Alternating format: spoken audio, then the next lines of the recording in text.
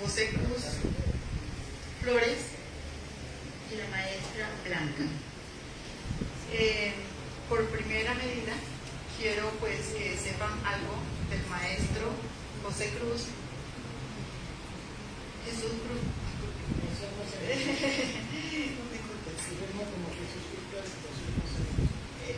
Esas son rimas que vamos a iniciar. Jesús Cruz nació en Guadalajara, Jalisco, México, el 24 de febrero de 1970. Poeta, narrador y dramaturgo mexicano, académico de la Universidad de Guadalajara y del COBAC, maestro de educación en área de docencia e investigación por la Universidad de Santander, licenciado en Desarrollo Cultural en la Universidad Autónoma de Nayarit y agregado de la licenciatura en Ciencias de la Comunicación por la Universidad Veracruz de Guadalajara. La maestra Blanca Batis nació en Guadalajara, Jalisco, México, 1983. Licenciada en Letras por la Universidad de Guadalajara, ha participado en congresos internacionales y nacionales de poesía. Blanca Batis forma parte de los poetas antólogos en Padre y Madre, antología publicada por el Ayuntamiento de Guadalajara y compilada por Dante Medina. Su poesía ha sido publicada en diversos medios virtuales y en revistas especializadas en literatura y arte. Entre los medios virtuales se destacan alfacultura.com, manifiesto.negro.net y panóptica.net. Bueno, con esto tenemos ya la presentación de los ponentes en esta jornada que vamos a tener en este día en estas horas de la mañana, como se puede decir ya casi tarde, y vamos a dar inicio con el maestro Jesús. Maestro Jesús. Pues ante todo agradecer, Mauricio, la invitación, maestro Osorio, la invitación, director, muchas gracias por facilitarnos este espacio de la Universidad de Guadalajara, la Preparatoria Regional de Sayula. Un saludo desde la Preparatoria Regional Tonalá Norte, de nuestro director Alberto. Y bueno, pues agradeciéndoles, secretario y demás autoridades del municipio de Sayula, regidores y regidoras del municipio de Sayula, el estar aquí en este espacio que es muy importante para el país, es uno de los espacios claves de la región sur. Y yo me atrevería a decir que el Grupo Jalisco nace en Sayula y se genera a partir de Sayula, aunque hay otros que hablan de que es por la región de Ameca. Yo pienso que una gran parte de la influencia política del país se dio a partir del pensamiento de Sayula, motivado por varias circunstancias. Pero bueno, ya eso sería dentro de la política. Pero dentro de lo que nos aqueja hablar dentro de la literatura, dentro de este personaje que sería Juan Rulfo, que es Juan Rulfo, y digo a lo mejor sería o es, porque aunque ya falleció sigue vivo y seguirá presente en la mente y en el imaginario colectivo de no solo de México sino de América Latina. Paso a la conferencia, a la lectura de la conferencia. Hay ocasiones en que la tarea de interpretación de un texto requiere una revisión acuciosa, trabajo de detective o de cirujano de la palabra escrita. Eso es necesario cuando un escritor tiene un conocimiento pleno y sabe transmitirlo en su literatura. En el caso de los escritores llamados claves de la literatura de cualquier territorio, siempre es necesario poner un énfasis en los detalles, establecer como siempre una lectura a vuelo raso de explorador y luego empezar a segmentar y enlazar. Trabajo que normalmente le llamamos análisis, trabajo tesonero que ustedes como estudiantes seguramente ya realizan en sus clases cuando de textos a leer se trata. La otra parte, como en todo proceso analítico, es establecer la herramienta para el análisis. Una herramienta básica que funciona muy bien para estudiantes de cualquier grado de profesionales es el método descriptivo analítico, mismo que con 3 preguntas repetidas en orden al infinito y más allá nos van a servir efectivamente. ¿Qué? Sería mi objeto de estudio. ¿Cómo? Características y relaciones. Y el por qué. Simple herramienta para la inferencia. Luego, además de poseer una herramienta metodológica y procedimental, hay que plantearnos ¿desde dónde podemos hacer una lectura e interpretación de Rulfo, en este caso? Eso es necesario porque un autor como Juan Rulfo nunca será de una sola lectura, y mucho menos de una sola línea temática. Su obra, por ende, puede ser abordada desde la cotidianidad de un México de volcanes en convulsión, con paz intermitente y guerra eterna. Como también puede ser visto como la de un cronista que refleja el sur de Jalisco y por extensión de visión y realidades compartidas, puede ser visto también como un autor que da cuenta precisa de un acontecer sociopolítico de Latinoamérica misma. Caso Colombia y Gabriel García Márquez. Ya que el carácter universal de Rulfo radica en que es reflejo de la realidad de la América profunda. A su vez, y por alto reflejo de nuestras sociedades en paradojas eternas, Rulfo también es considerado como un autor del realismo mágico, y ahí hay que poner un énfasis si desde la totalidad de su obra conocida lo es o tan solo desde obras específicas. Luego también habría que hacer una revisión al concepto mismo del realismo mágico. Si bien en lo personal coincido con otros pensadores de las letras en que más que hablar de un realismo mágico debería contextualizarse como una asociación mágica, lo cual nos lleva a una interacción de signos, íconos en un movimiento y cruzamiento de cosmovisiones, razón por lo cual cabe hacer una revisión antropológica de los signos y símbolos que son contenidos en la obra rulfiana.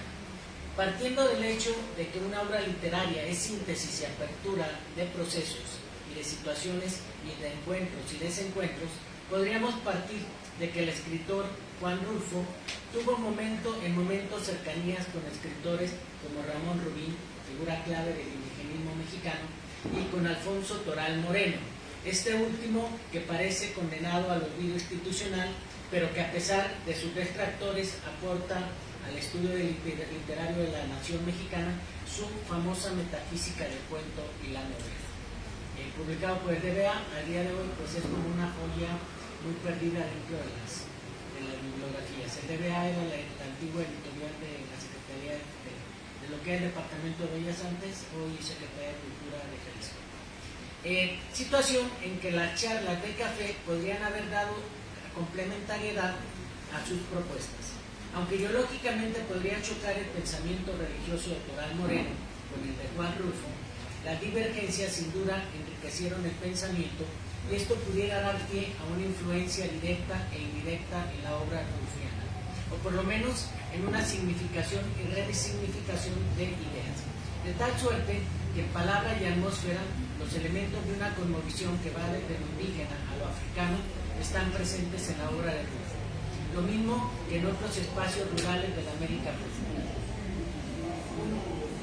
Una tercera raíz que manifiesta en Anacleto Morones y Lucas Lucatero, la tradición de los santos niños como un producto del sincretismo religioso de lo africano con lo indígena pasando por lo español. La tercera raíz presente en nuestra América profunda, pero obligada a permanecer bajo las capas de la tierra oscura, roja, vermellón, arenosa y blanquecina. Ya lo decían en Medina, la tierra blanquecina. Me voy en esta conferencia por la ruta de los símbolos que son contenidos. La literatura es fuente inagotable de ellos, pero se soslaya con intenciones del velo que es característico de la cereza del pastel, destinada a quien se atreva a escarbar en los signos. La magia es una asociación simbólica puesta en acción e intención. En velo y en ocultamiento para dar cabida al encuentro y al rescate de los propios arquetipos. Desde una visión cercana a Jung era psicoanalista, Los arquetipos que maneja Juan Rulfo manifiestan la identidad básica del ser latinoamericano. Arquetipos que pudieran ser observados también como en otros autores del realismo mágico, como es el caso del colombiano Gabriel García Márquez. Cuando se habla de arquetipos en psicología, se habla de estructuras fijas, definidas, que dan profundidad y pensamiento y que es la base de la mayoría de las formas y comportamientos y características. Esto es importante cuando se trata de analizar personajes, porque los personajes literarios, ante todo, son representativos y por tanto son arquetípicos. Siendo América por entero influenciada por África, de ahí que la musicalidad, la danza y el baile sean un reflejo de esta mezcla. Volviendo al caso de Anacleto Morones, el ritmo del mito por 7 golpes silábicos en su fonética, Anacleto Morones, nos muestra la posibilidad de reivindicación del mito, de frente a lo que podría significar el equilibrio diferente pero con sus matices. Lucas, Lucatero, discípulo y yerno en calidad de apóstata, en cercanía quizás con otra historia de arabesca tesitura. Estamos hablando aquí de, hay una parte en donde el yerno de Mahoma se separa del pensamiento de Mahoma y entonces se fundan las dos corrientes principales del Islam. ¿Por qué hago este planteamiento en Sayula? Bueno, pues basta darnos una vuelta por el centro y observaremos la influencia arabesca. Es un revisionista del trabajo del maestro. Contiene en sílabas la sexta esencia del ritmo de la vida de una comunidad. Es al que buscan las mujeres para llevar a los altares al niño Anacleto Morones. Y entonces aquí hay otra relación intrínseca con esta parte simbólica. Anacleto se separa Lucas Lucatero se separa de Anacleto y con ello marca un distanciamiento y se vuelve divergente de dos formas de pensamiento sobre una misma visión. Entonces, pero Lucas Lucatero no desea... En una revisión del trabajo del maestro contiene la sílaba, la sexta esencia del ritmo de la vida de una comunidad. Es al que buscan las mujeres para llevar a los altares al niño Anacleto Morones, para invocar a Elegua, el abridor de caminos, basta solo la ofrenda del agua. Y si ustedes observan, acaban de leer un fragmento de Anacleto Morones, Anacleto Morones va 3 veces a llevarles agua de rayar, se regresa y a la cuarta ya les ofrece agua de río. Ya no se la beben, obviamente. Solo la ofrenda del agua. Con tener 3 golpes de sonido bastan para llamar a sus favores. Morones. Anacleto Morones. Los 3 Morones. Pero Lucas Lucatero no es emboscar a Orisha, lo llena a piedras para que no se levante y ande por los caminos de su destino. Una visión que sin duda refleja las tradiciones africanas, tanto en una cosmovisión indígena como en una cosmovisión española o mestiza.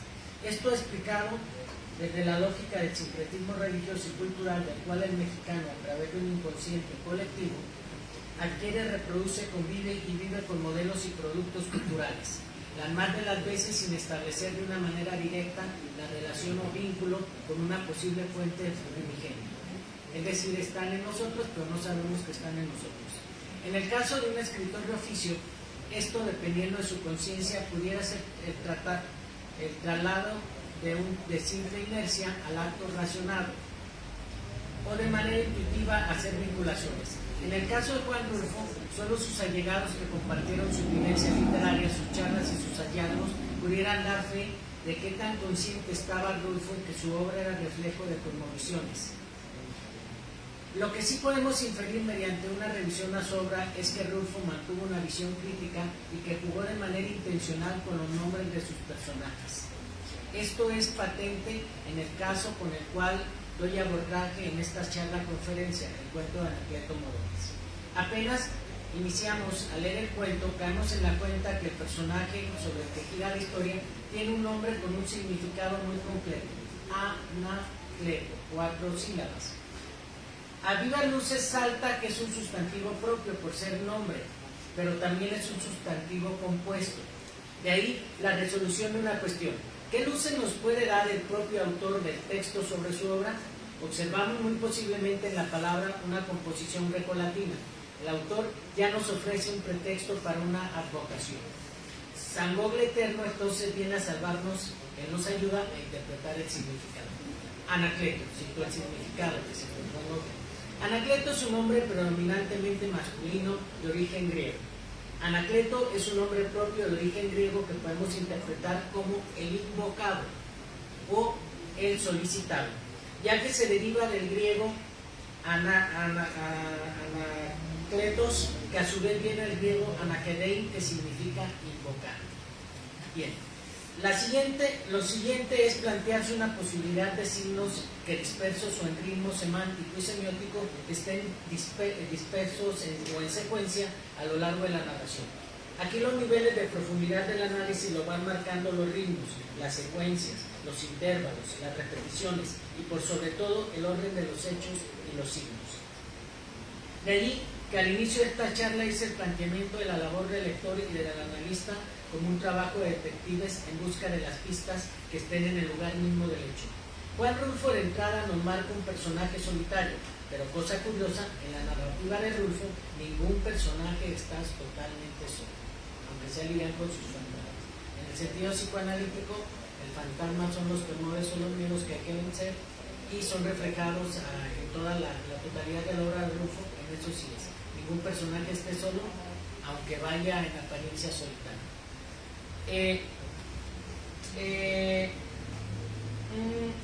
Es un ser, así las cosas, este personaje que en apariencia se encuentra en solitario es un ser que se aleja de cualquier posible punto de conflicto, por ser su vida y sus vivencias un cúmulo de situaciones en conflicto. Pero también es un ser que posee la plena conciencia de sus actos. Lucas Lucatero es testigo y partícipe de sus andanzas del Santo Niño, Anacleto Morones, mismo que busca ser canonizado por las beatas del pueblo. Aquí encontramos por sincretismo religioso y cultural a Elegua, que en tradición africana yoruba está simbolizado por el número 3 y que significa la roca. Así Morones recibe 3 golpes de sonido en su nombre invocado, Morones. Es ofrendado a manera accidental con el beber de sus seguidoras, las que vienen de Amula, 3 sílabas, y que vienen en su búsqueda trashumante desde Santo Santiago, Santa Inés.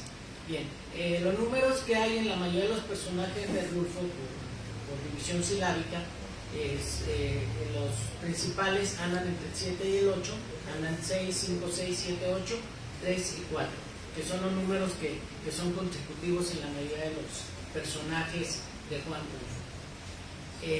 Nieves García son 4 y así vamos a encontrar otros más. Entonces, siendo el significado de Morón la tierra y siendo Anacleto Morones ocultado bajo tierra y cubierto bajo piedras y siendo a su vez victimado por Lucas Lucatero y recubierto de piedras del río, las que arrastra tal vez las intermitentes lluvias y lo que deja la corriente a la vera del cauce. Elementos de la naturaleza que están presentes en la cosmovisión africana y que tienen paralelismo de otras literaturas como en la caribeña, de la cual, bueno, usted podría dar cuenta del aspecto religioso y sincrético en la obra de Gabriel García Márquez. Entonces, elementos de la naturaleza que están presentes en la cosmovisión africana y que tienen paralelismo con las literaturas de otras como la caribeña. Puntos de encuentro desde la óptica de las realidades latinoamericanas, donde en el inconsciente colectivo están presentes identidades que bajo la revisión de un observador pueden dar origen a la obra maestra. Como es lo que atestigua en este caso como punto de coincidencia con Rulfo Gabriel García Márquez. Sin duda es el aspecto mágico religioso en que sus personajes, pese a las nacionalidades, reflejan y coinciden en símbolos e íconos, con sus matices y recurrencias propias, pero al fin convergencias, siendo bien sabido que tanto Rulfo como Gabriel tuvieron antecedentes en las luchas fratricidas. Los liberales y conservadores fueron bandos enfrentados desde lo ideológico, lo histórico y lo social. Y de ello hacen relación y referencia en el caso de Anacleto Morones, donde se hace hincapié en la guerra cristera, que es como la continuidad de la guerra después de la Revolución viene el grupo de la Huertista y los cristeros, que habían sido los que en México ocasionan el grupo de los científicos que apoya Porfirio Díaz, y que es el mismo grupo que trae a Maximiliano de Habsburgo a invadir. Y entonces, en línea consecutoria, la última guerra de los conservadores fue la primera cristera de 1927 y la segunda de 1936. Entonces, los liberales y conservadores son bandos enfrentados desde lo ideológico, lo histórico y social, y de ello hacen relación y referencia. En el caso de Anacleto Morones se hace hincapié en la guerra cristera, en la que el aprendiz de Santón, Luca Lucatero, es obligado a confesarse. Religión, creencia y esoterismo quedan de manifiesto en un porcentaje considerable de la obra rulfiana, lo mismo que en la obra de Gabriel García Márquez. La transhumancia, el destierro, las ausencias y la diáspora son recurrencias donde los símbolos se enraizan en la tierra de las contradicciones, paradojas continuas que logran generar atmósferas en donde los personajes son a lo vez símbolos arquetípicos que en el momento y en el espacio los sumergen en un velo de rompimiento, dicotomía, y en un sopor de la conciencia que es asaltada por un juego de imágenes que se encarnan en el medio del pan. Que bueno, ya para cerrar esto, y no es gratuito que Rulfo tenga tanta influencia en el cine como Gabriel García Márquez, ¿dónde podemos observar más el símbolo simple y llanamente en la imagen? ¿Dónde se transmite el símbolo literario, el símbolo musical? Al final de cuentas, cualquier símbolo que podamos encontrar, lo vamos a encontrar en una imagen. Veíamos hace rato a la compañera que canta, felicidades, y veíamos que nos provocaba una sensación de imágenes y símbolos. Yo creo que como colombiana has escuchado la canción, pero seguramente te provocó una serie de imágenes que van acompañadas de atmósferas. Y la atmósfera es bien importante para determinar lo simbólico dentro de una obra literaria. Bueno, por mi parte concluyo todo y te cedo la voz. Gracias.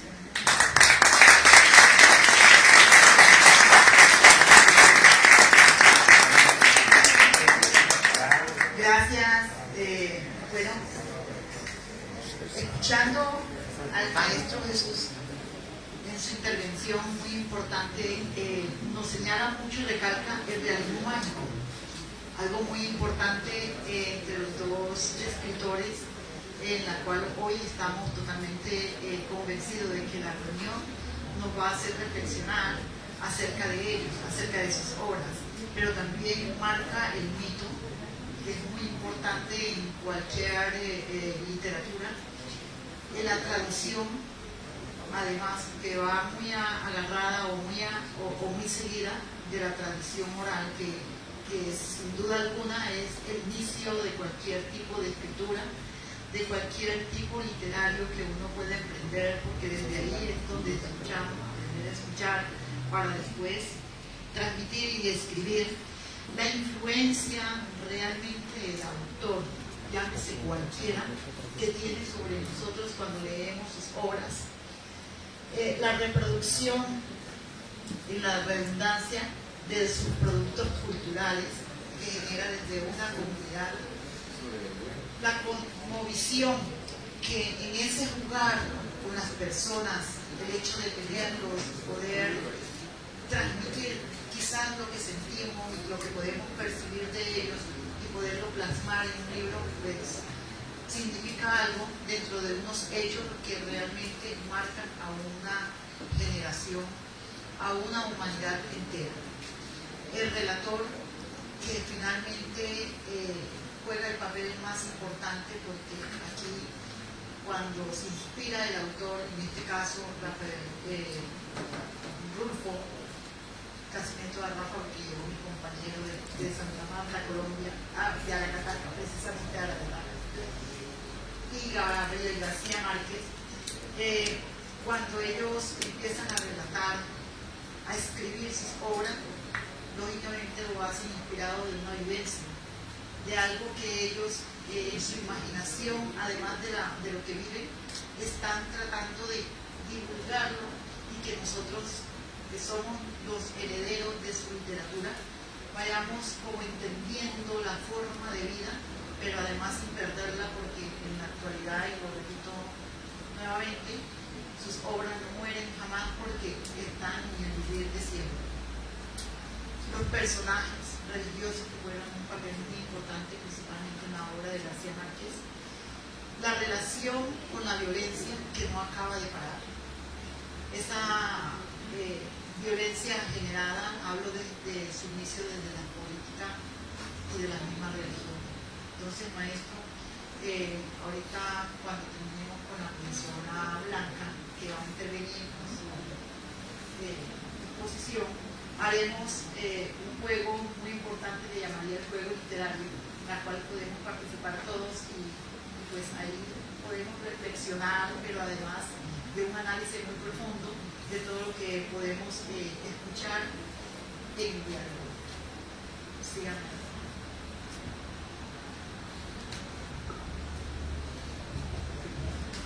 Bueno, muy buenas tardes. Muchas gracias a la Preparatoria Regional de Sayula, a la Universidad de Guadalajara, al Ayuntamiento de Sayula, a Mauricio, a Alberto, el coloquio de escritores y periodistas que en esta sexta edición nos permite estar aquí, regidores que nos acompañan y profesores y alumnos de esta escuela. Jesús Cruz Flores hizo favor de hacer como un análisis muy minucioso de cierta trayectoria y obra de Juan Rulfo, y el día de hoy yo quiero hablarles más como de la experiencia, ¿sí? No sin antes ver si están poniendo atención. Quiero que volteen a ver al otro, al que tienen a un lado, al que tienen a espaldas, y que en esta ocasión que estamos frente a frente, que nos olvidamos un poco de la virtualidad, disfrutemos de lo que estamos sintiendo, viviendo y escuchando. Y en esta ocasión, pues obviamente, en memoria de Juan Rulfo y de Gabriel García Márquez, que tenemos hoy una representación muy importante de su país, Colombia. Entonces, a ver, ¿quién tiene un libro de Juan Rulfo en casa? Levante la mano. Todos hemos leído a Juan Rulfo, ¿verdad? ¿Quién tiene un libro de Gabriel García Márquez en casa? Prácticamente somos muchos los que lo hemos leído. Forman parte muy importante de la literatura latinoamericana. ¿Quién tiene en este momento un libro en las manos? Aparte de mí. Ustedes. Muy bien. El día de hoy, el alumno, ¿cómo te llamas? Pasa, por favor, te voy a regalar este poemario.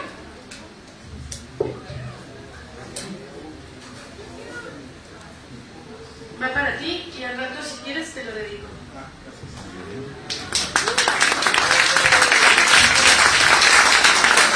Si me ayudas a regresar al anterior, por favor. La que sigue después de esa es Damela. Yo les quiero platicar sobre lo que son las influencias literarias que tuvo Juan Rulfo y que después de Juan Rulfo tuvieron otros escritores, me incluyo, ¿sí? Y voy a comenzar con una frase que es de un filósofo alemán, se llama Friedrich Nietzsche, y dice así: las frases son piedrecillas que el escritor arroja en el alma del lector. El diámetro de las ondas concéntricas que desplazan depende de las dimensiones del estanque. Todo lo que aquí escuchamos espero que sea una semilla importante para que sembremos en ustedes la inquietud de ser escritores. Hay una propuesta muy interesante que ya les hicieron, posteriormente les hablarán más a fondo sobre eso. ¿Alguna vez se han preguntado el qué hay detrás de un libro? Todo el proceso que se ha llevado para llegar a tener el libro en las manos. Seguramente sí, yo también me lo llegué a preguntar. Y en el caso Juan Rulfo, vamos a hablar que es un escritor que en algún momento se volvió semilla de otros autores. Las historias que un día escuchan, al día siguiente se vuelven cuentos, novelas o poemas. Las lecturas que uno hace siempre forman parte de un nuevo libro, o habrá ciertas reminiscencias a tal o cual hecho. Hasta los autores consagrados como lo son Juan Rulfo y Gabriel García Márquez declararon haber sido motivados por otros autores. Es evidente que tanto en Pedro Páramo como en El Llano en Llamas, Juan Rulfo habla sobre lugares imaginarios como Ala y Lubina. Ejemplo que toma de Faulkner, que tenemos aquí en pantalla, en los que habla sobre su experiencia interior en la vida y logra retratar la zona geográfica que le es familiar en un ambiente agobiante y plagado de muerte. Por otro lado, el pesimismo, la denuncia de injusticias y la corrupción recuerdan a la literatura del siglo XIX con autores como Honoré de Balzac o Guy de Maupassant. Por otro lado, si me ayudas a continuar, el periodista y escritor Gustavo Tatis, en una de sus entrevistas, recordó que Gabriel García Márquez trabajó junto a Juan Rulfo cuando llegó a México, el país que lo acogió hasta el día de su fallecimiento en el 2014. En la obra de 100 años de soledad hay muchas similitudes con la novela de Pedro Páramo, obra por la que quedó impactado, a tal grado que él mismo aseguraba haberla leído 5 veces. Sin duda, la forma en que Juan Rulfo combina y juega con los mundos de los vivos y de los muertos hacen que sus lectores leamos y releamos su obra. Era un gran conocedor de su región, y aunque hayan pasado muchos años de su creación, seguimos encontrando similitudes con el México actual, porque encuentros como en el de "es que somos muy pobres", "paso del norte, diles que no me maten", hay personajes con historias tan reales que no dejan de ser visibles en la cultura mexicana. La vinculación que hace con la situación política y social es un reflejo de la época del momento histórico que le tocó vivir. Katie Beas Madrigal, que es originaria, creo, de aquí de Sayula, o por lo menos yo aquí la conocí, es licenciada en Letras, y en un libro de la memoria de la Benemérita Sociedad de Geografía y Estadística del Estado de Jalisco, que agrupa los boletines correspondientes al 2003, compilada por Rosy Guerra y Eliezer Espinosa, en un escrito que tituló Los escritores de Sayula, señaló una de ellas, la que tiene mayor peso es el reparto agrario, que fue la falsa promesa para los campesinos de nuestro país por parte de los gobiernos post-revolucionarios. Esta será una de las temáticas más recurrentes en toda su obra. De hecho, este suceso de la tierra y la Revolución Mexicana, que en su tiempo fue vista por el campesinado como la solución al latifundismo existente, provocó uno de los más grandes desencantos para la población humilde. Por ello, hay en la obra de Juan Rulfo una denuncia y protesta implícita de ese momento histórico que vino a empeorar aún más la situación del campesinado de Jalisco. Termino la cita. Podríamos hablar de las similitudes que hay entre Pedro Páramo y 100 años de soledad, pero eso pues les corresponde a los lectores. Yo por mi parte considero necesario hablar sobre los motivos que me llevaron a mí a escribir un poemario como el que tiene en sus manos el compañero, que se llama La casa de mi abuela, y para ello será necesario hacer un recorrido por el camino de mis lecturas, durante el cual Sayula y sus personajes son muy importantes, obviamente el de Juan Rulfo también. Las primeras historias que tuve en mis manos y leí fueron La cabaña del tío Tom y Heidi, libros que me regaló casualmente una de mis tías abuelas, que habita todavía aquí en Sayula. Posteriormente, recuerdo que estaba en quinto de primaria más o menos, cuando la maestra nos encargó para un festival del Día de las Madres que nos aprendiéramos un poema que muy probablemente, sobre todo los adultos que están presentes aquí, han escuchado, que se llama El brindis del bohemio. Y entonces fue el primerito que yo me aprendí de memoria. Y mis compañeros lo tuvieron que dramatizar. Y de ahí, en todas las reuniones familiares, Blanca, la poeta, Blanca le gusta la poesía. Y todavía no escribía, pero yo ya soñaba con tener un libro. Posteriormente, mi mamá me compró un libro de 100 poemas de amor, de esos que vendían en un camión. Mamá, cómpramelo por favor. Y me lo compró. Y entonces logré conocer algunos textos a temprana edad poéticos, de ahí que yo sea poeta. Sin embargo, tengo que reconocer que la narrativa fue muy importante en mi carrera literaria, porque me llevó de la mano a querer escribir algo donde hubiera nombres clave de Sayula. En 1996, en mi familia se hablaba sobre don Federico Munguía Cárdenas, quien recibiría un homenaje. Híjoles, me gana la emoción.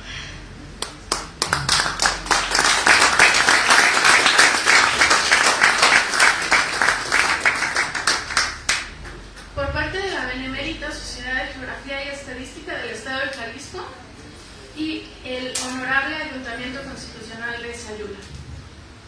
En el Centro Cultural Olivia Ramírez de Llanes. Yo era menor de edad, recuerden, estaba muy chiquita, estaba por ahí de secundaria más o menos.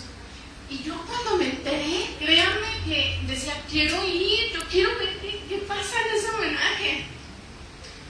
Me dijeron, estás muy chiquita, no puedes ir.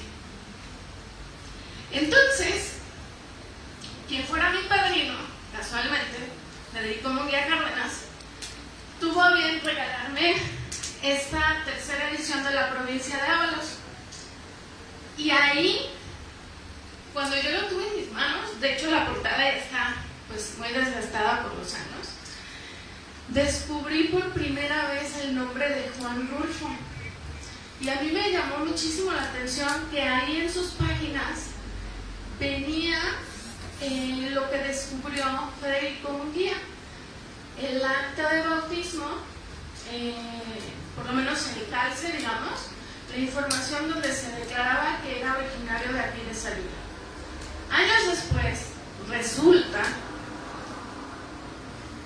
que leo una entrevista y una serie de textos en donde decían, no es cierto, no es de Sayula, es de Apulco.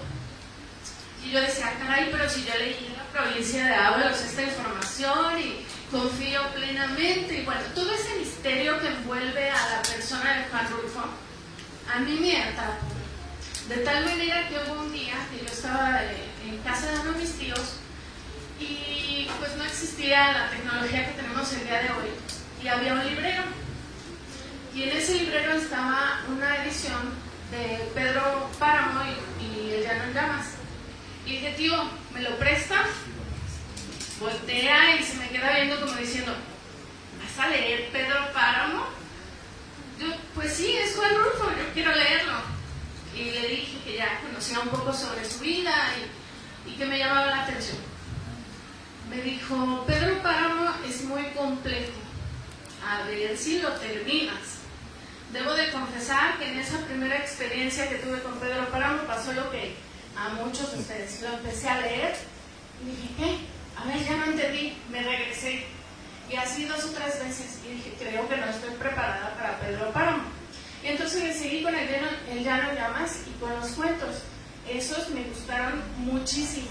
Los disfruté desde esa temprana edad de prepa.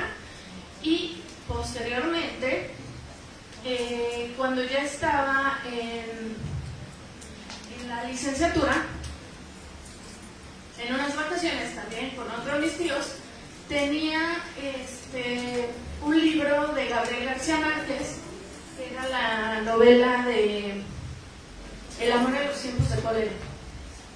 y le dije, ¿me lo prestas? Y lo leí completito en esa semana que yo estuve en la Ciudad de México. Me encantó. Si no lo han leído, los invito a que lo lean. Regresándome un poquito, en la secundaria fue la primera vez que yo escuché el nombre de Gabriel García Márquez. Resulta que estábamos en clase de español y la maestra tenía que hablarnos sobre diferentes autores de la literatura latinoamericana, y en su momento me había dicho que tenía que leer un libro que nunca encontré. Si alguien lo tiene, pásamelo. Eran Grandes confesiones de un pequeño gran filósofo, algo así. El autor, la verdad, se me fue de la memoria, pero nunca lo encontré en bibliotecas, ni en librerías, ni nada. Entonces mi mamá me dijo, ve con la secretaria del colegio donde ella trabajaba, y ella tenía Al filo del agua de Agustín Yáñez, y también me tocó leerlo, y en aquella ocasión tuve que preparar una exposición a mi nivel de secundaria para mis compañeros, y la maestra en aquel entonces tuvo bien ponernos la versión cinematográfica muy interesante. Por lo menos a mí, que yo me considero que era una adolescente atípica, me llamó muchísimo la atención. Era Crónica de una muerte anunciada de Gabriel García Márquez, original pues de Gabriel García Márquez. Y bueno, esos fueron mis motivos de inspiración. Finalmente, para llegar al 2013, sucede que mi abuelita, que era originaria de Sayula, falleció. Y entonces yo dije, tengo que hacer algo. Y escribí este libro de la casa de mi abuela, que tiene varios poemas, entre ellos uno tiene el mismo título del poemario. Y si ustedes son observadores, notarán, si me ayudas a continuar, bueno, ahí está la invitación que conservo hasta el día de hoy, de este evento que les comentaba, del homenaje que le hicieron a mi padrino Federico Munguía. Si me ayudas a continuar. Y bueno, si observan con atención esa portada, pues es una de las calles que yo considero rulfianas de aquí de Sayula, Jalisco. Y para terminar mi intervención, pues quiero compartirles este poema que se llama La casa de mi abuela. No sin antes pues recordarles esta premisa de esta conferencia que hemos tenido el día de hoy, que es leer a Rulfo es soñar con ser escritor. Y si ustedes quieren, pues obviamente los sueños se pueden cumplir, así como el mío. La casa de mi abuela. Y me voy a poner de pie.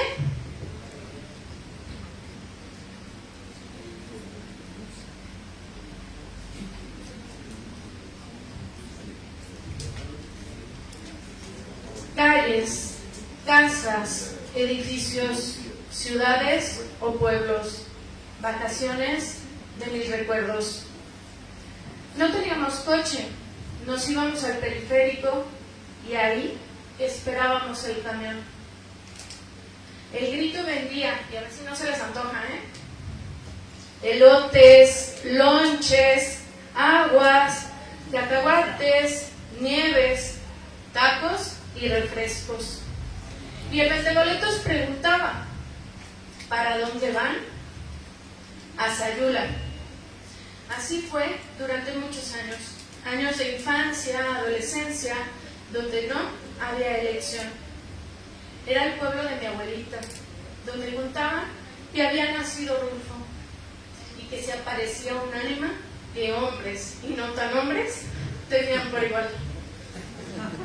En el pueblo de los portales se congelaba el tiempo, la misma central con sus cajetas, la misma plaza con la misma gente, la misma comida y las mismas costumbres.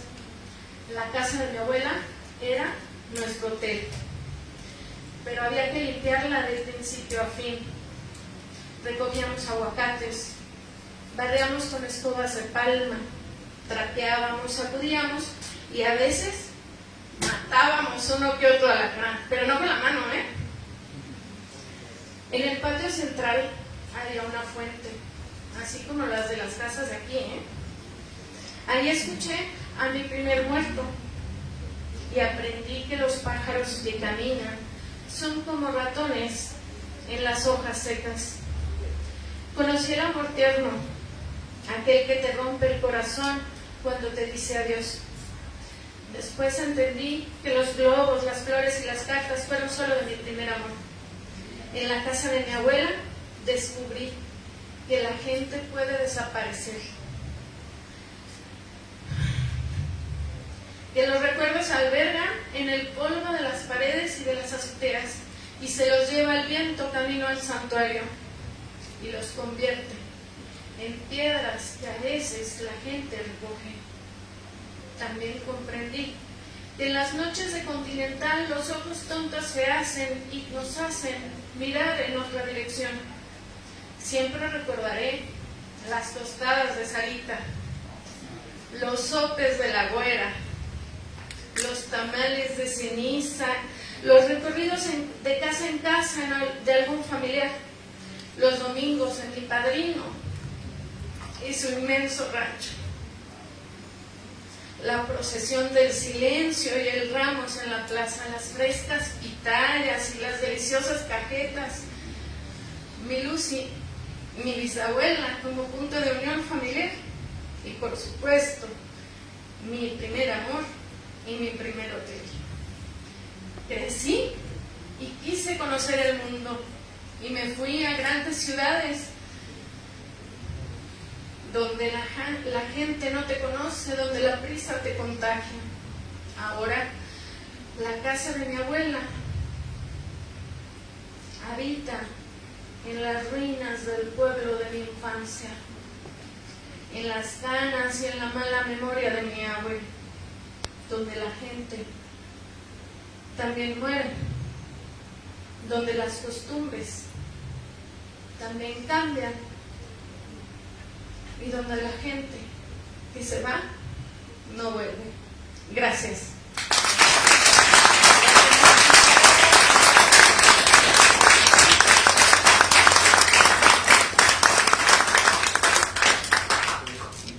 Podría suspirar un poco. Me deja sin palabras. Esta intervención, la verdad, me sorprende porque tuve la oportunidad de hablar con los dos, con el maestro Jesús, con la maestra Blanca virtualmente. En ese sentido, atrás de cámara, que no se siente, no se transmite, no se palpa, humana, en la que nos hacen sentir y vibrar. El sentimiento que le pones, te sentía la voz un poco apagada en momentos y, ¿qué te digo? Me identifico contigo. A veces de hablar se me acortan y igual pues fortaleza un poco para seguir hablando y poder transmitir lo que uno quiere decir, pero al final creo que lo escrito está de más, no lo que sale del corazón es lo que llega a nosotros. Felicitaciones a los dos y pues con Blanca creo que ahorita hemos vivido una gran experiencia en su escrito, en su intervención, en la que nos hace sentir realmente lo que estamos hablando. Esa es una transmisión, como les decía ahorita, que se da, como quien dice, de piel a piel, de vernos, de palparnos el uno al otro. Y nuevamente, es el sentir de la influencia del autor, quizás de la obra, que nos puede llevar a sumergirnos más a un mundo que queremos explorar o quizás estamos explorando. Debemos también apuntar que interpretar lo que decía en su momento Jesús de la expresión corporal. Ese modo de llegar a cada una de las personas es tan significativo, porque realmente lo que decía ella, son temas que apuntan a la semilla de los otros autores.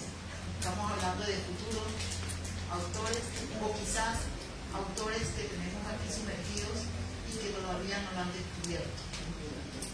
Esas experiencias que nos dejan las lecturas que realizamos es otro componente que ella nos comparte acá y que en verdad a través de ella vamos realizando en cada uno de nuestras experiencias con los diferentes autores que podamos tener, de los diferentes textos que encontremos en nuestro camino. Habla además de las composiciones de los campesinos, habla de la violencia que no acaba, es un hecho que nació con la humanidad y parece que desafortunadamente no se va a poder desvincular de cada uno de nosotros. La lectura que cada día nos motiva a leer y a escribir, pero además porque todo lo que leemos seguro que nos lleva a ser unos futuros escritores y que ese vivir es una experiencia muy personal, vivir con familias lectoras. Yo no hablo solamente de la lectura de un libro, de un texto, sino de la lectura oral. Cuando los padres se nos acercaban, nuestros papás se sentaban a contarnos historias, nuestros vecinos, quizás el mismo maestro de la escuela, a relatar esa historia, son motivaciones que nos llegan desde niños y nos incentivan realmente a ser escritores. Entonces considero de que algo muy bueno nos ocurrió hoy, encontrarnos con el maestro Jesús y con la maestra Blanca para que nos hablaran de la manera que nos hablaron, de compartirnos ese análisis tan profundo que ellos hacen sobre la lectura, sobre la escritura, sobre el ser humano y desde cada una de las vivencias que nosotros encontramos en nuestra vida cotidiana. Los autores hemos sido motivados e influenciados en nuestra manera pues, de escribir o quizás de expresar, de transmitir nuestras ideas, pensamientos, sentimientos, conocimientos, quién sabe qué otros suposiciones, elementos que nos complementen. Y realmente dentro de todo esto surge la pregunta: ¿qué autores han influenciado en este maravilloso mundo de las letras? Es una pregunta que creo que cualquiera en estos momentos nos la estamos formulando, porque cuando escuchamos de las voces de ellos, esa profundidad, esa habilidad de entender un texto, ya sea releído, porque de igual manera a veces uno cuando encuentra cualquier novela, cualquier cuento, cualquier escrito y en su primer momento no lo entiende, lo volvió a leer, pero también así encontramos uno que lo leímos pero nos gustó tanto y tenemos que releerlo, como pasa con la obra de Pedro Páramo. Pedro Páramo decía en su experiencia la profesora Alma Blanca de que ella inicialmente no la entendió, tengo la plena seguridad que sí la entendió, sino quiso pausar y quiso dar su aire. Entonces en ese momento es cuando uno piensa y dice, aquí voy a hacer esto porque es tan interesante tener esto en mis manos que yo voy a gastarle el tiempo necesario y voy a introducirme quizás en algo preliminar para poder llegar a la profundidad, a lo que yo quiero ver, lo que quiero escuchar, lo que quiero explorar dentro de ese texto y ese mismo autor. Entonces, profesora, yo creo que usted no lo entendió. En su momento dijo, yo no lo voy a entender porque yo quiero disfrutarlo después. Quiero comentar que omití el pequeño detalle que después ingresé a la licenciatura en letras y en su momento retomé la lectura de Pedro Páramo y ya lo entendí y me encantó esta conjunción que hace entre personajes de aquí y de allá, el retrato de la sociedad histórica de aquel entonces, el mundo de los vivos, de los muertos, etc. es muy, muy interesante, pero si es su primera vez que van a leer a Juan Rulfo, acérquense primero al Llano en Llamas y lean los que para mí son mis favoritos, por lo menos para esta edad en la que ustedes están, bueno, los jóvenes. Gracias. Gracias. Ya cayó, todos jóvenes, perdón. Mis favoritos son Es que somos muy pobres, No oyes ladrar a los perros, Paso del Norte y Macario. Esos son mis favoritos, pero todos los demás también son extraordinarios. Continuando con jóvenes, yo soy muy joven. Cierto, porque nosotros en la vida tenemos los retos y en esos retos nos dicen, estarás joven, siempre tengas la voluntad de hacer las cosas, de creerte joven y sentirte joven para compartir tu juventud en los momentos que tienes que compartir. Yo me atrevería aquí en este momento, con referencia a lo expuesto por estas dos maravillosas personas, que me siento muy honrada de estar con ellos, que alguien se sienta capaz de alguno de ustedes, de los jóvenes presentes, Gracias. que nos cuenten qué ha significado Juan Rulfo en tu vida como escritor. Hablo de escritor porque les digo, todos escribimos, voluntaria e involuntariamente, las tareas de las clases, quizás el verso a la novia, o quizás el desahogo de nosotras como mujeres hacia el abandono del hombre. Pero todos somos poetas, todos somos escritores. Lo que pasa es que no lo desarrollamos y no lo descubrimos. Entonces, les doy el reto a algunos de los jóvenes presentes para que me digan qué ha significado Juan Rulfo para ustedes. A ver, ustedes dicen mero macho, yo le digo quién es de verdad.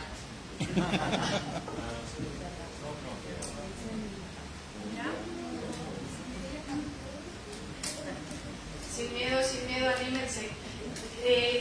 Si no, Juan Rulfo, cuéntenos entonces de los escritores que conozcan, ya sean de Sayula o de otro lugar, que haya sido significativo para ustedes en algún momento, en alguna clase, o simplemente que se hayan animado a decir, yo leo, yo lo quiero leer. A ver, acércate por favor.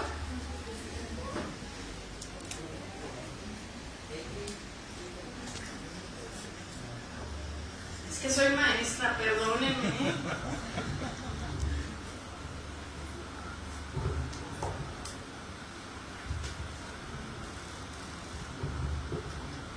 No puedo hablar de Juan Rulfo porque no me he adentrado a sus obras como se lo merece, pero me gustaría hablar de Gabriel García Márquez. Cuando estaba en la primaria, a mi papá, mis hermanas le regalaron el libro de 100 años de soledad. Y yo lo veía que hacía un mapa con los nombres de los personajes. Y yo dije, ¿qué tan difícil puede ser entender el libro? Lo agarré cuando él lo terminó, lo intenté leer sin hacer anotaciones y no entendí nada. No podía conectar los nombres porque te habla de muchos nombres. De hecho, en unas ediciones él ya pone un árbol genealógico y pues yo no lo comprendí sin ese árbol. Mi papá no lo tenía, pero él solo se lo hizo y yo le dije, papá, préstamelo. Cuando lo volví a leer, lo entendí y me dejó un gran sabor de boca y quise leer más sobre él. Y leí y me empezaron a gustar otros autores. Empecé a leer en especial poemas y empecé a escribir.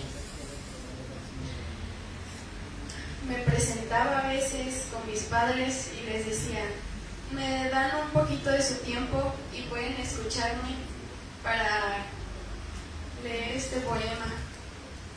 Y ellos me decían, tienes talento, pero le puedes echar más ganas. Volví a mi cuarto, borraba el poema, lo volví a hacer, volvía con ellos y me decían, es que te falta sentimiento. Dejé de escribir. Pasé por momentos difíciles de mi vida, bueno, que a mi edad yo consideraba difíciles. Y escribí. Me desahogué, lloré mientras escribía, reí, me enojé porque había poemas que no... Yo quería que rimara todo y había poemas que no me rimaban. Y yo le conté eso a mi papá y me dijo, no necesariamente tienen que rimar. Ponles tu sentimiento y escribe. Después de cierto tiempo me volví a presentar ante ellos y me felicitaron. Y creo que en ese momento descubrí que me gustaba escribir. Pero más que nada me gustaba leer. Y me basaba en muchos escritores, porque en ellos se encontraba una paz que no me daba nadie más. Eso quería compartir. Para que se animen a escribir. Gracias. Jimena, increíble pues tu relato y así es como nosotros nos hacemos de verdad lectores, pero también escritores, insisto. Bueno, con referencia a la intervención del maestro Jesús, yo me atrevería pues a recordarle algo dentro de los términos que él hablaba y decía, podemos determinar que en la intervención de la maestra hay, discúlpeme que me estaba pidiendo para donde la maestra hablaba.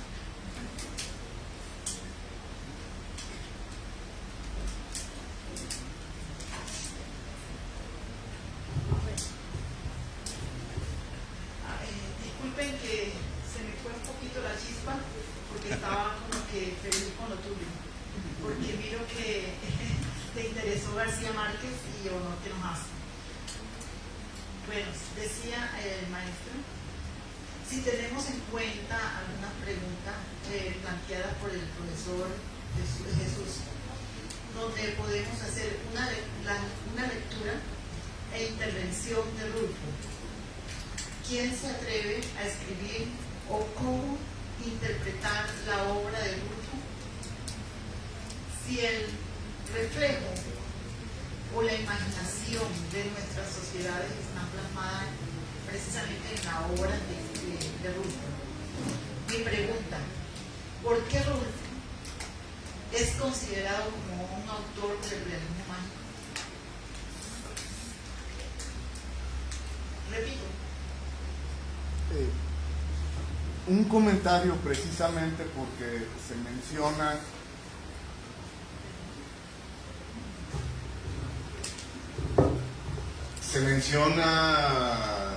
muy frecuentemente, de hecho se le considera uno de los autores bandera del realismo mágico.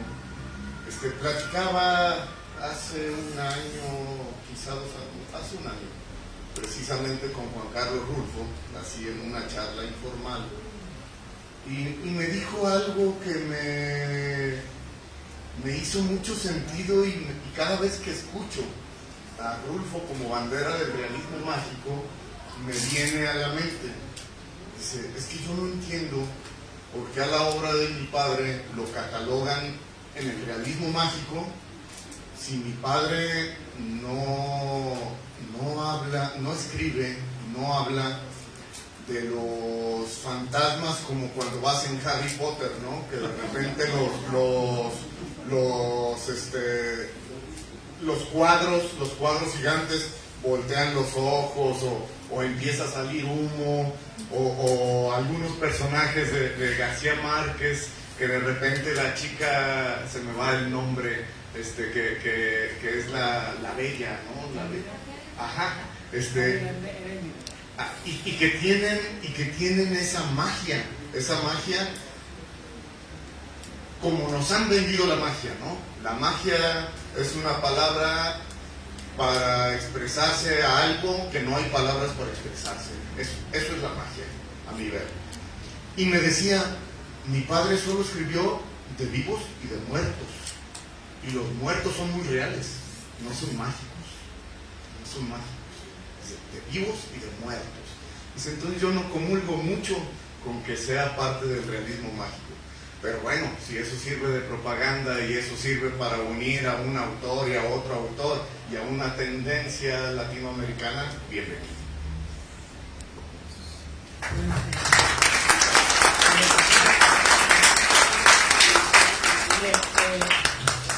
Yo, haciendo hincapié de que no toda la obra del grupo puede ser considerada como realismo mágico, hay que revisar qué realmente entra el realismo.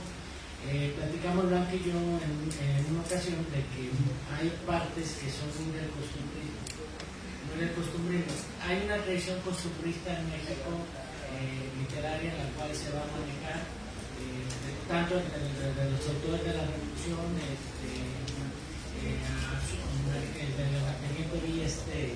de abajo, Mariano Suela, como algunos otros más, como Tropa Vieja y otras obras más que hablan de la revolución y que hablan de una realidad, pero lo que pasa es que la realidad de América, como tiene, y es a lo que vamos a la tercera raíz, como tiene la tercera raíz y aparte tiene la raíz indígena, se va a mezclar y se va a generar personajes que por sí mismo no están con el patrón lógico de lo que sería Occidente, concretamente Europa, sino que somos muy propios, somos muy en esencia. Y eso lo podemos observar en muchas cosas. Un caso concreto, la Revolución Mexicana. En España, anarquistas y socialistas se pelearon. Nunca se pusieron de acuerdo. En México se juntaron y hicieron la revolución por los hermanos Ferdinand. Y eran anarquistas socialistas. Luego se juntaron grupos que eran opuestos, se hicieron la revolución, al final se separaron y se volvieron a pelear.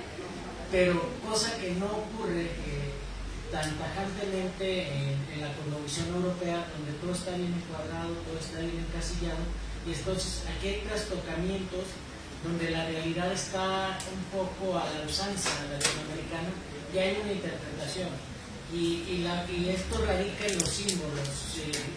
Yo lo comentamos, lo decía la niña, ¿cómo te llamas, perdón? Imelda.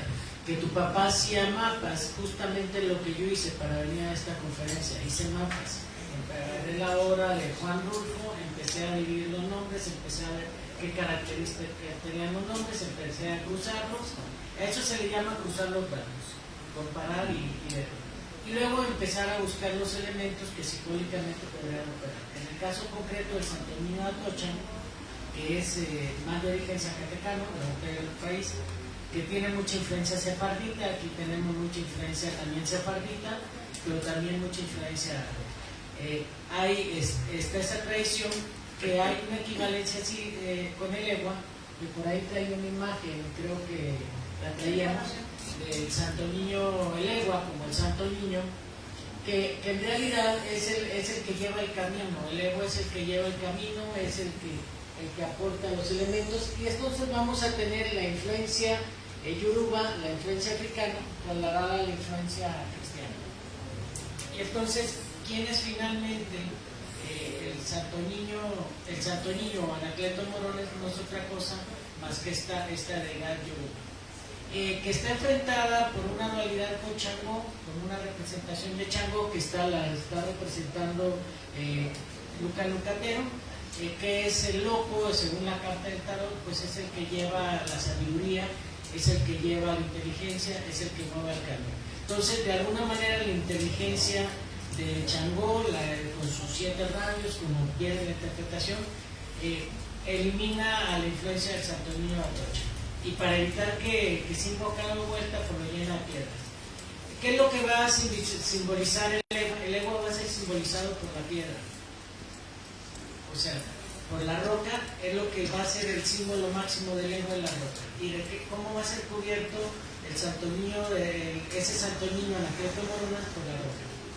Y ya empezamos a jugar con sus nombres y decimos, ¿por qué Morones? Bueno, puede ser de moro, o también morón significa tierra, y al final San Anacleto Morones es cubierto por la tierra, el invocado es cubierto por la tierra. Es cubierto como en una especie de canto o protección muy a la usanza indígena, pero además hay otro elemento indígena, la tradición de aventar las piedras para que no se aparezcan los cadáveres, que es muy propio de las zonas.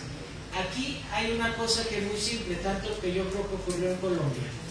Aquí, por esta zona, seguramente hubo lugares de cimarrones, porque hay hasta marcas que dicen cimarrón. El cimarrón eran lugares donde se escapaban los afros, se juntaban solos y se reproducían. En México hay un problema. El genoma indígena predominó sobre el genoma africano. ¿Qué significa eso? Que los que se mezclaron con indígenas desaparecieron en rasgos físicos, no en rasgos culturales, no en rasgos sociales y no en rituales propios que tenemos dentro de nuestras revoluciones.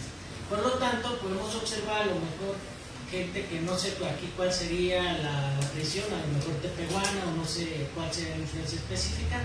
Yo creo que va a ser olmeca o tolteca en la región de Sayula, pero podemos observar que a lo mejor no observamos eso africano, pero están nuestras costumbres y tradiciones. Por ese fenómeno que ocurre en México, lo que no ocurre en Colombia, donde hay zonas bien delimitadas, donde está la negritud bien marcada, y lo que no ocurre en Veracruz, en México, o en las zonas de Guerrero Negro, en otras donde tenemos a los cimarrones bien presentes y bien definidos. En el resto de México están mezcladas las tradiciones. Y entonces hacemos una tradición que nos parece bien cristiana y tiene la magia y el soporte y el ritmo africano. Juan Rulfo lo que tiene es que le da por jugar con todos los nombres de sus personajes. Nieves García, el número 4, quién es Nieves, la que muere el hijo dentro de ella, y de quién es el hijo del que hubiera sido seguidor de el Orisha, o el continuador de Anacleto Morones. El siguiente Orisha, que sería Chango, por ejemplo, Chango, la divinidad. Pero luego también lo cuestiona, pues es que Anacleto Morones era más caliente que tú. O sea, hacía mejor el trabajito, la pancha Fregoso le dice, es que Anacleto Morones sabía hacer mejor y volvemos a lo mismo, Pancha Fregoso, 5. El 5 va a ser el representado de los 5 elementos, aire, tierra, fuego, agua y el quinto el espíritu. Okay. Pero también va a ser el representante, lo vemos en el Vitruvio del hombre. Leonardo da Vinci pintó un cuadro que es el hombre Vitruvio. El Vitruvio es un sistema que los romanos utilizaban para la construcción, pero bueno, él hace un cuadro que se representa con un hombre con los brazos entendidos, que es el hombre Vitruvio. Y al final, que ese es el pentágono, es la quinta esencia, que es el ser humano. Entonces, los personajes de Rulfo se pueden leer desde un aspecto de la división silábica, sí, porque podemos operarlos a través de cierto acercamiento a la numerología. El más rollo es la numerología. Hay que sumar y desumar, conseguirse una tabla de cábala, más rollo. Pero a ojo llano, sí hay cierto ritmo y patrones de los personajes de Rulfo que se pueden asociar al arquetipo jungiano. Jung divide los arquetipos en 12 principales, y a partir de eso establece todas las personalidades posibles con sus variaciones positivas, negativas y demás, con los que podemos clasificar psicológicamente a los personajes. Por ahí va más o menos el asunto, y yo creo que por ahí está la magia. La magia de Rulfo es mostrar una dimensión aparte. Y esta zona, en general, si vemos las leyendas, hay mucha gente que hay pasos transdimensionales en Ciudad Guzmán, y ya el hecho de que tengan una zanja a la mitad de la ciudad ya es mágico en Ciudad Guzmán. Ya el hecho de que digan, pues no le hallaron el fondo esto cuando fue el temblor, ya es mágico. La región es muy mágica. Bueno, en mi parte es todo.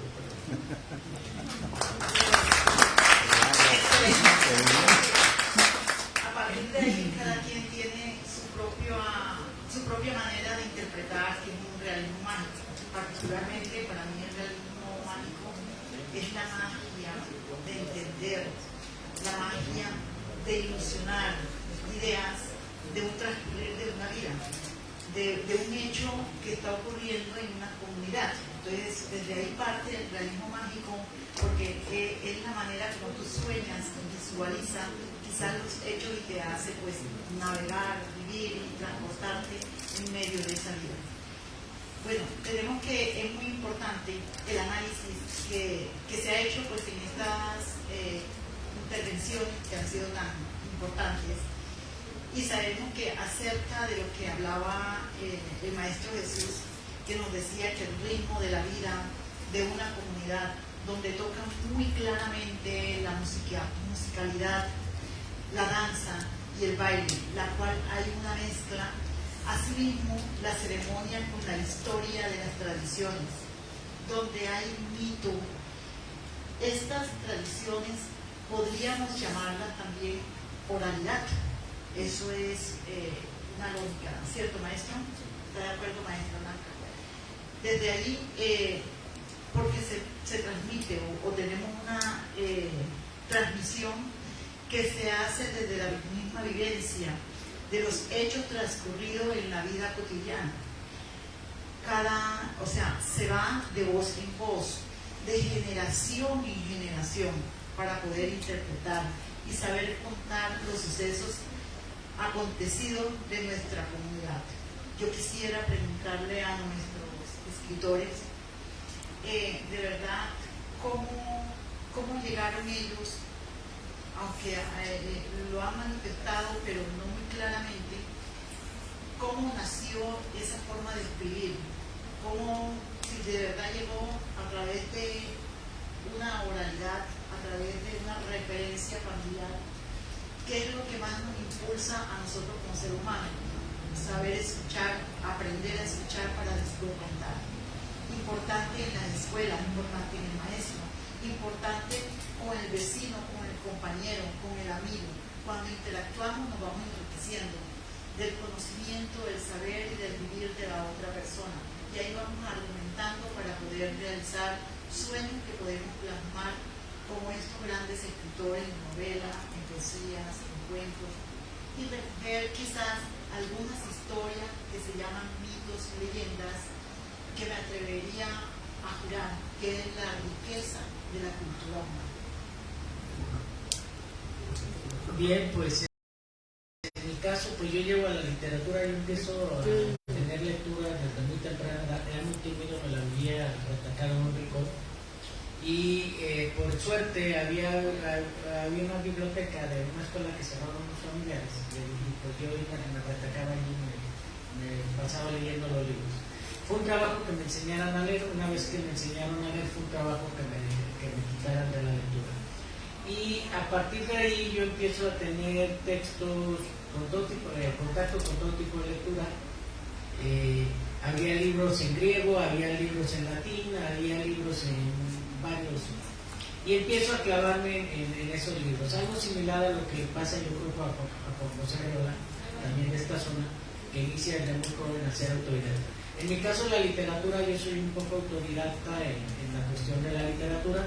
Inicio a escribir como a los 11 años haciendo la técnica de plagio. Veía algo, lo manejaba, lo copiaba tal cual, nomás le cambiaba las palabras.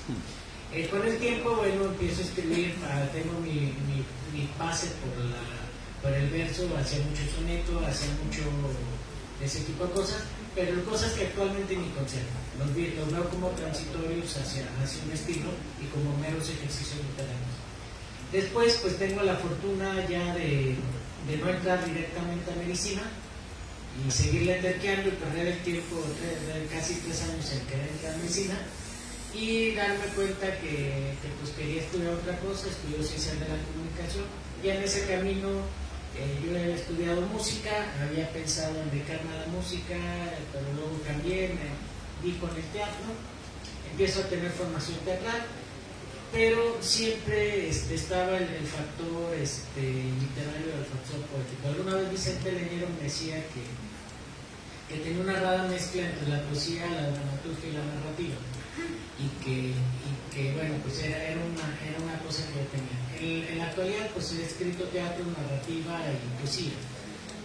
Y pues ya doy con talleres con Vicente Leñero, Noé Gispi, algunas otras gente más. Por ahí me toca, por ser alumno del Ruiz Mercado, ser reconvocado para los nietos de Carballido, en una edición que nunca se logró, pero me quedó el sobrenombre del nieto de Carballido, que lo conocí una sola vez realmente, pero me quedó ya por ahí el sobrenombre del nieto literario de Carballido. Y entonces ahí se van dando varias influencias que se van tejiendo. Luego pues va uno creciendo, va uno desarrollándose y empieza uno pues a meterse a varias áreas. Y pues es más o menos el camino. El asunto aquí es muy simple. Si alguien quiere ser escritor tiene que hacer una sola cosa. Y leer no es traer un libro. Leer es, me asomo afuera y veo si se cayó una hoja, de qué color es esa hoja, si la hormiga está arriba de ella, qué característica tiene la hormiga, y luego describir qué característica tiene esa hormiga y por qué está en esa hoja, y luego hilar una serie de símbolos. Hay etapas en mi literatura en donde fue muy experimental, en donde antes de escribir el poema yo escribía la escritura sintáctica, tal cual. Por eso es que tengo el vicio de irme a realizar la escritura sintáctica de todo lo que leo, que es lo primero que reviso. Y cuando ya están revisando la estructura sintáctica, pues ahí encuentran todas las relaciones simbólicas. Si dominan la sintaxis, dominan los símbolos, porque la sintaxis es la base para poder adentrarse al mundo de los símbolos. Y lo dice Lacan y lo dice Jung, Lacan con sus ecuaciones de pensamiento. Gracias, maestro Jesús. Le damos la palabra. En mi caso, bueno, pues ya más o menos les hablé.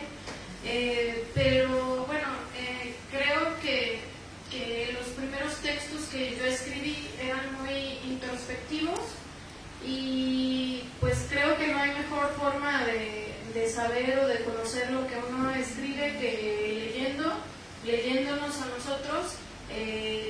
Voy a ser comercial, si se me permite, tanto el maestro Jesús como yo traemos algunos poemarios, por si hubiera alguno interesado, pues aquí los tenemos. Y pues nada, agradecerles mucho su atención. No sé si haya algo más que agregar y la invitación. Muchas gracias.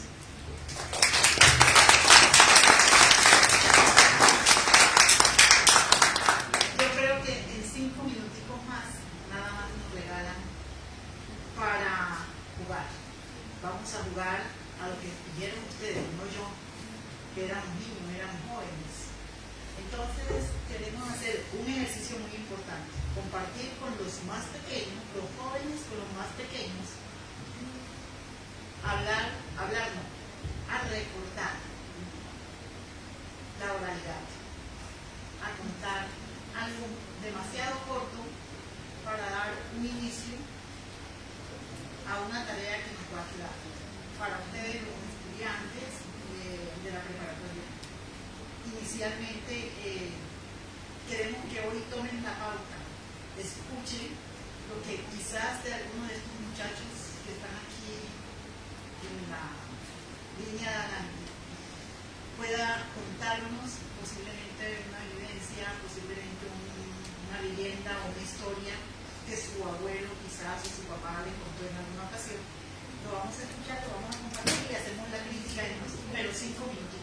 Para no cansarnos, creo yo que sería suficiente. Entonces, a ver, muchachos.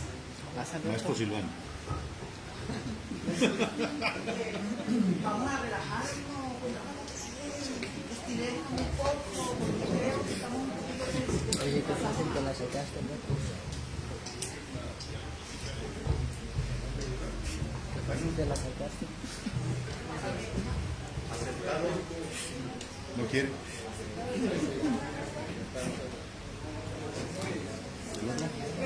Pongámonos de pie, por favor. Un segundito. Cerremos los ojos un minuto y yo les doy como la vibra que nos mandan los mamos o los hermanos mayores de la Sierra Nevada de Santa Marta, y en este particular hablo de la comunidad indígena Aroa. Cierren los ojos.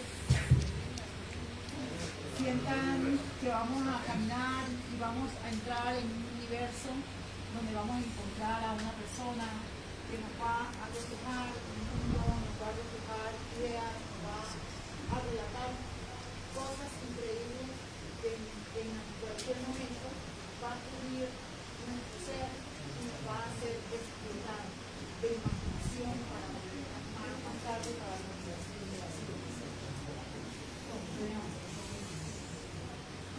Soy Silvano Hernández López, el hijo menor de una familia compuesta por 8 hermanos, 2 hermanas y 6 hombres, hijo de don Crescencio Hernández Rolón, originario de Zapotlán, el Grande, Jalisco, y de María de la Luz López Hernández, originaria de Sayula, Jalisco.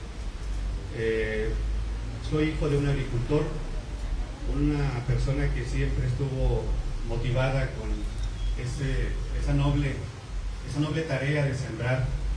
Conozco a la perfección las labores del campo, desde preparar la tierra, desde el tema que tiene que ver con el barbecho, con el surco.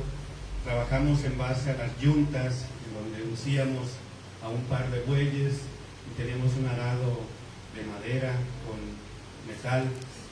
Y la verdad es un momento que yo recuerdo de mi infancia, en donde las vacaciones de la primaria, de la secundaria, lo estábamos esperando con ansias, porque eran alrededor de 2 meses de vacaciones que teníamos precisamente para hacer esas labores del campo.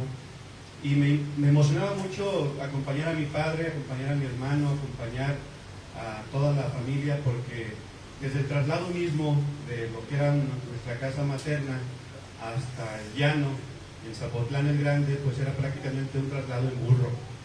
Y entonces ir en burro, un día mi hermano mayor, que es Francisco Hernández, que es escritor, es poeta también y que es pintor, pues yo conviví mucho con él, porque la verdad era un deleite ir a veces manejando. Decíamos, un día te toca manejar a ti y otro día te toca manejar a ti, y el manejar era pues conducir el burro.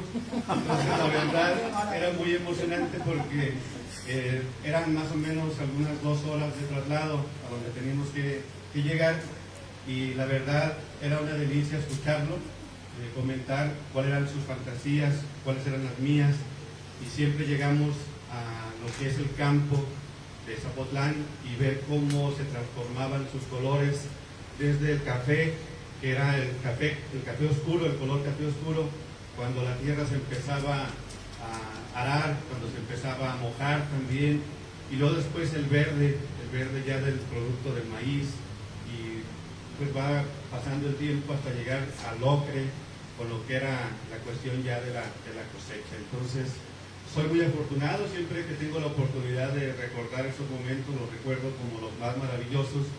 Y dentro de esos momentos, cuando regresábamos de Zapotlán, del valle de Zapotlán, del campo de Zapotlán hacia la casa, pues ya era tarde, y recuerdo que en una ocasión que veníamos mi hermano y yo en el burro, pues teníamos que pasar obligadamente por el cementerio, y entonces el cementerio pues no tenía barda, y yo le encuentro mucha lógica que no tenga barda, porque los que estamos fuera no queremos entrar y los que están dentro no quieren salir y no pueden salir. Entonces, pero sí daba miedo, porque ya era tiempo en donde oscurecía, y de esas veces que yo cerraba los ojos porque no podía ver las cruces y todo lo que ahí había, pues cerramos los ojos los dos y el burro se metió al panteón. Entonces, cuando nosotros abrimos los ojos, estábamos en medio de las cruces precisamente, y fue una situación que todavía traigo en mi memoria, así como el borrego que perseguía a Juan José Arriola, ¿no? Muchas gracias por escuchar.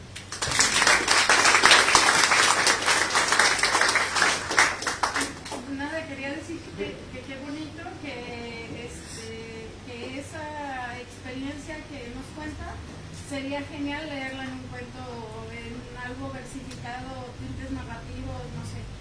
Gracias. Súper profesor. Hablamos, fíjese, y creo que coincidimos mucho con los burros. algo que me encanta, porque nosotros en Colombia tenemos la red de biblioburros. Y si creo, les había hablado de que son burritos que cargan. Sí.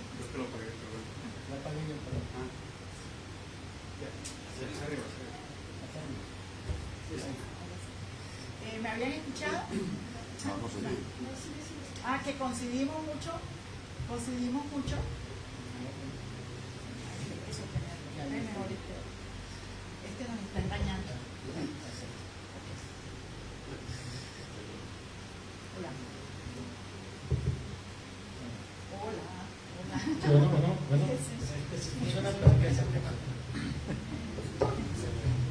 Bueno, hablaba de que coincidíamos mucho con los burritos.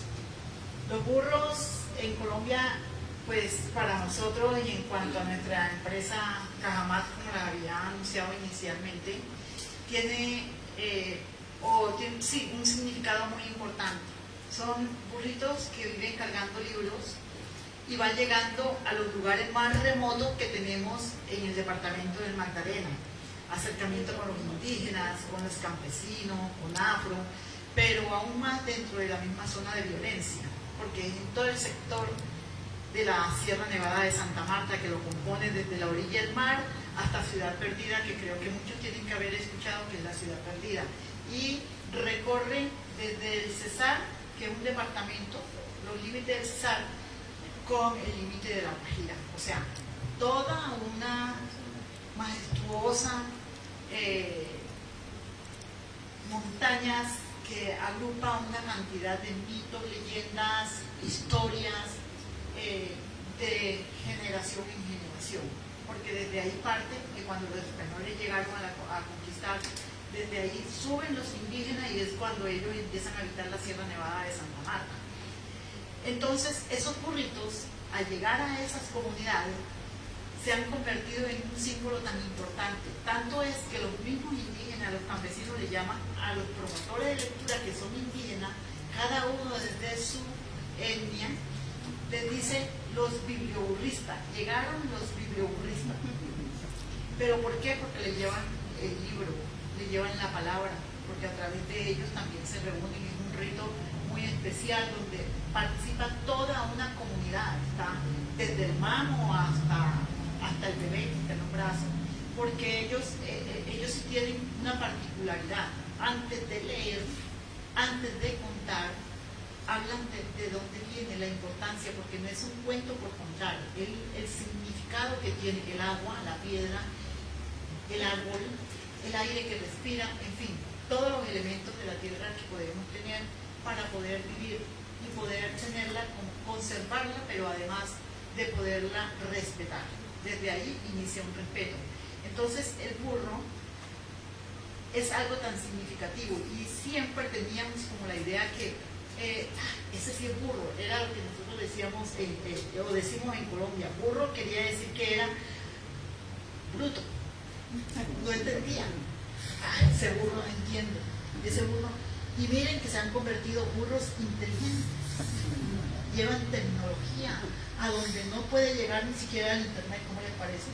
Donde no llega el internet, donde no llegan personas o entidades que realmente deben de hacer presencia, y llegan esos burritos tan lindos, con libritos, y los niños, la comunidad, porque también participan los adultos, agradecidos. Tanto es que se ha hecho un trabajo del rescate de la tradición oral, y se han plasmado libros, entre esos están narraciones indígenas de la Sierra Nevada, compilado por 1000 personas, lo pueden buscar en internet, y editado por Editorial Norma, la cual hace como un relato de mucha historia de esa comunidad. Entonces miren que contar, digo yo, es vivir. Contar es mantener viva una cultura humana, sostenerla, pero además la particularidad de convivir con ellos, de sentir realmente lo que tienen ellos y lo que hacen parte de nosotros, porque según ellos, y la cosmología lo dice, nacemos y partimos de esa sabiduría, de ese conocimiento. Pues hay muchas creencias sobre cómo nació el mundo, cómo nos crearon a nosotros, pero ellos tienen en particular algo muy semejante, que nos vamos construyendo por cada elemento que tiene la naturaleza, y por eso tenemos que respetar a la madre tierra. Entonces, a partir de ahí, yo respeto al burro, y el burro inteligente, increíble que forme o haga parte de un papel importante dentro de sus comunidades, porque es un principio de llegar a esos lugares, a esos espacios, a esas personas donde no tienen la posibilidad, como muchos de nosotros que estamos en la ciudad, de llegar a una biblioteca, de tener una escuela, de tener el maestro. Muchos de ellos carecen de esto, entonces tenemos las posibilidades en las manos. Los invito a que multipliquen o repliquen más bien esta metodología que utilizamos para que podamos llegar a mucho más gente, que seguro que leer nos hace bien. Gracias. Gracias nuevamente a todos por la acogida. Nuevamente el profesor, yo le digo a mi profesor, porque desde que hablé con él y aquí el poeta y escritor Rafael, mi colega, me hablaba y me decía, vas a escuchar la voz del profesor. Y seguro que esa voz enseguida me dijo, tienes que aceptar, tienes que venir, tienes que mostrarnos algo. Yo, de pronto es muy pequeño lo que les estoy diciendo en el día de hoy, porque el espacio fue principalmente para los maestros que tienen una gran experiencia en esta rama, pero el granito que de pronto pueda dejar en esta estadía acá, tengan la plena seguridad que va a marcar un poquito, y de lo menos aprendemos poco, aprendemos más y hacemos más. Entonces agregamos un poquito y vamos sumando a las gestiones de cada quien para que podamos realizar esto.